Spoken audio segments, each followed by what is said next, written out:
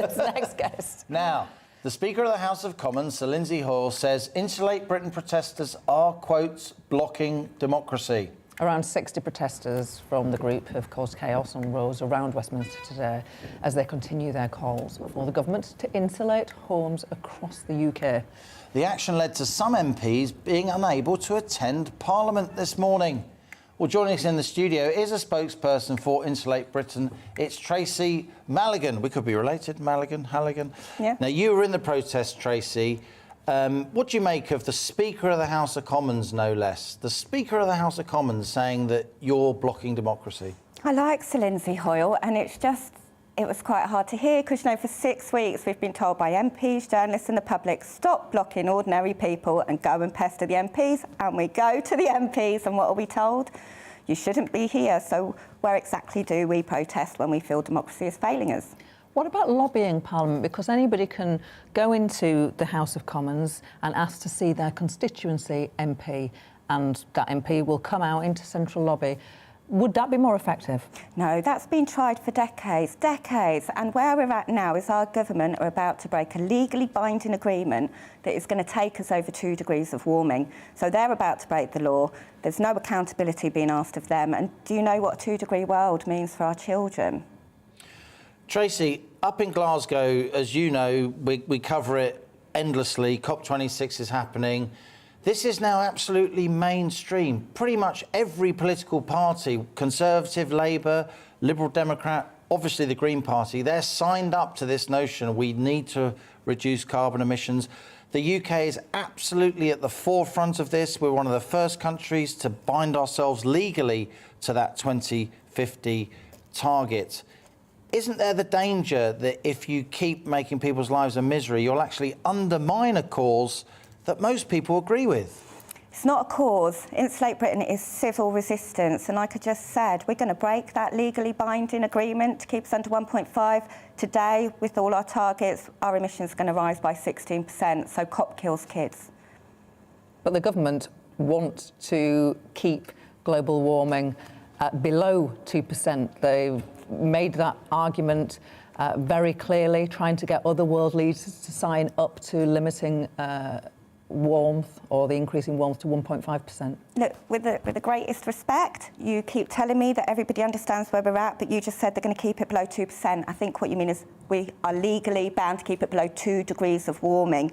And I think we have a duty to tell your viewers what that means, what that looks like for our children, so that they understand why people are sitting in the streets, ordinary people, because our government are going to break that legally binding agreement set at the Paris COP 6 years ago to keep us below that. Boris has got a lot of nice words, but there's no action. You know, the heating and building strategy that we took a little pause to see what came out, they're offering us heat pumps without insulation. And that's the equivalent to sending our granddads out during the war with bullets but no guns. Tracy, we're banning all new petrol and diesel cars by 2030. That's nailed on.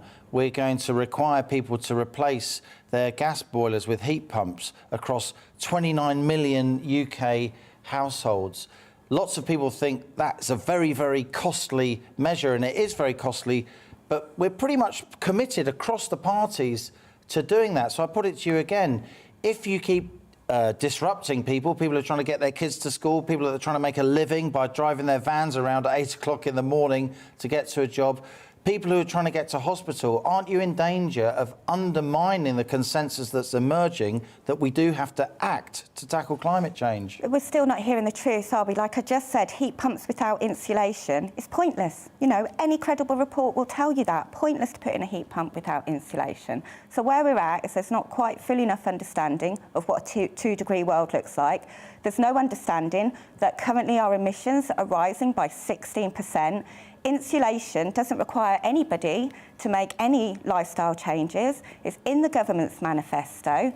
It's the #1 thing to do in any credible report. We're going to have 8,500 at least Brits die this winter from malnutrition and poor housing. 6th richest nation in the country. Come on, they're really not looking after us, are they? All words, no action. It's got to stop. The government have asked the police to get much tougher on you and your protests. Been more than 800 arrests since Insulate Britain started. your direct action. 9 members of the group are due to appear at the High Court on the 16th of November, accused of breaching a National Highways injunction. Are you worried that you, some of your comrades, are going to end up in prison? Of course we are. You know, those 9 people are my friends. And I think it shows the lack of character from Priti Patel to think that you can scare us off of doing what our children need us to do. A 2-degree world is quite terrifying.